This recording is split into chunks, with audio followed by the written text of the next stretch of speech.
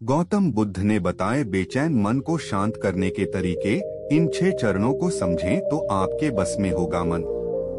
पत्रिका.com इस लेख में आपको बता रहा है गौतम बुद्ध के बताए वे तरीके जिनसे मन को समझना आसान होगा और हम उस पर कंट्रोल करने का प्रयास कर सकेंगे। कहते हैं कि मन इतना चंचल होता है कि यदि वह नियंत्रण में न रहे तो व्यक्ति अशांत महसूस करने लगता है। ये अशांति मन में एक पल में आने वाले सैकड़ों सवालों के कारण होती है और यह अशांति तब तक बनी रहती है जब तक कि व्यक्ति को मन में चल रहे सवालों का जवाब नहीं मिल जाता। ऐसे में तो यही लगता है कि मन को शांत रखना बेहद जरूरी है। लेकिन सवाल यह उठता है कि आखिर हम मन को शांत कैसे कर सकते हैं? गौतम बुद्ध के मुताबिक मन को शांत करने के लिए उसे समझना जरूरी है। पत्रिका.com इस लेख में आपको बता रहा है गौतम बुद्ध के बताए वे तरीके जिनसे मन को समझना आसान होगा और हम उस पर कंट्रोल करने का प्रयास कर सकेंगे। गौतम बुद्ध ने बताए बेचैन मन को शांत करने के तरीके। इन 6 चरणों को समझें तो आपके बस में होगा मन। पत्रिका.com इस लेख में आपको बता रहा है गौतम बुद्ध के बताए वे तरीके जिनसे मन को समझना आसान होगा और हम उस पर कंट्रोल करने का प्रयास कर सकेंगे। कहते हैं कि मन इतना चंचल होता है कि यदि वह नियंत्रण में न रहे तो व्यक्ति अशांत महसूस करने लगता है। ये अशांति मन में एक पल में आने वाले सैकड़ों सवालों के कारण होती है और यह अशांति तब तक बनी रहती है जब तक कि व्यक्ति को मन में चल रहे सवालों का जवाब नहीं मिल जाता। ऐसे में तो यही लगता है कि मन को शांत रखना बेहद जरूरी है। लेकिन सवाल यह उठता है कि आखिर हम मन को शांत कैसे कर सकते हैं? गौतम बुद्ध के मुताबिक मन को शांत करने के लिए उसे समझना जरूरी है।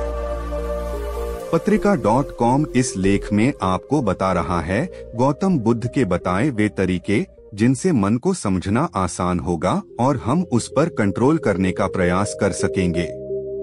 मन को जानने से जुड़ी है गौतम बुद्ध की ये कहानी है। पहला चरण। एक बार एक व्यक्ति गौतम बुद्ध के पास गया और पूछा कि मन को नियंत्रित करने का पहला चरण क्या है? बुद्ध कहते हैं अपने मन को समझने का पहला चरण है इसके द्वारा दिए गए लालच की व्यर्थता को देखना समझना। दरअसल जब मन अशांत होता है तो कई तरह के लालच देता है और जिसने मन द्वारा दिए इन लालचों को पहचान लिया समझ लो कि उसने मन को समझने का पहला चरण समझ लिया। फिर व्यक्ति बुद्ध से पूछता है कि लेकिन हमें यह कैसे पता चलेगा हमारा मन हमें लालच दे रहा है और वह लालच व्यर्थ है? इसका जवाब देते हुए बुद्ध कहते हैं अनुभव से। मनुष्य मन के लालच से जिस कार्य को अतिपूर्वक करता है उसमें उसे हानि ही होती है और हानि के बाद ही उसे अनुभव होता है।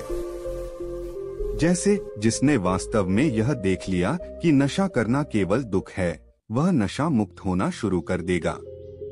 वहीं जिसने जान लिया कि ईर्ष्या से खुद का नाश होता है वह ईर्ष्या से मुक्त हो जाएगा। मन को समझने का यही पहला चरण है। मन को जानने का दूसरा चरण। व्यक्ति बुद्ध से पूछता है यदि व्यक्ति पहले चरण से यह जान जाता है कि वह मन द्वारा दिए लालचों के कारण दुखी है तो फिर दूसरा चरण क्या है? बुद्ध कहते हैं खोज पर निकलना। दूसरे चरण के लिए ऐसे व्यक्ति की खोज पर निकलना होगा जो पहले ही अपने मन को जानकर इससे मुक्त हो चुका है। दरअसल एक ऐसा ही व्यक्ति तुम्हारा मार्गदर्शन कर पाएगा। मन को जानने का तीसरा चरण। व्यक्ति कहता है कि लेकिन ऐसे व्यक्ति की पहचान कैसे होगी? बुद्ध कहते हैं यही तीसरा चरण है। सुनना ही अपने मन को समझने का तीसरा चरण है। व्यक्ति कहता है क्या इसे देखकर पता नहीं किया जा सकता? बुद्ध कहते हैं देखने में कोई व्यक्ति बहुत शांत और अच्छा लग सकता है, लेकिन उसके मन के भीतर क्या है यह उसके शब्दों से ही पता चल सकता है। लेकिन किसी की बातों पर तब तक विश्वास नहीं करना चाहिए जब तक कि वह तुम्हारे विवेक की कसौटी पर खरा न उतरे। मन को जानने का चौथा चरण। गौतम बुद्ध कहते हैं कि कर्म ही मन को समझने का चौथा चरण है। खुद को जानने के लिए सही दिशा में कर्म करना जरूरी है, लेकिन कर्म करते हुए व्यक्ति हर बार दो गलतियां करता है। पहली गलती यह कि शुरुआत ही नहीं करना और दूसरी गलती यह कि पूरा रास्ता तय न करना। इन दोनों ही गलतियों के पीछे हमारा मन होता है। व्यक्ति अपने कर्म को पूरा इसलिए नहीं कर पाता क्योंकि वह सोचता है कि मैं कल से शुरुआत करूंगा तो कोई यह सोचता है कि मैं असफल हो जाऊंगा। इन गलतियों का मुख्य कारण है जागरूकता की कमी। इसके बिना मन व्यक्ति को सही दिशा में चलने ही नहीं देता। मन को जानने का पांचवां चरण। गौतम बुद्ध कहते हैं कि मन को जानने और समझने का पांचवा चरण है जागरूकता।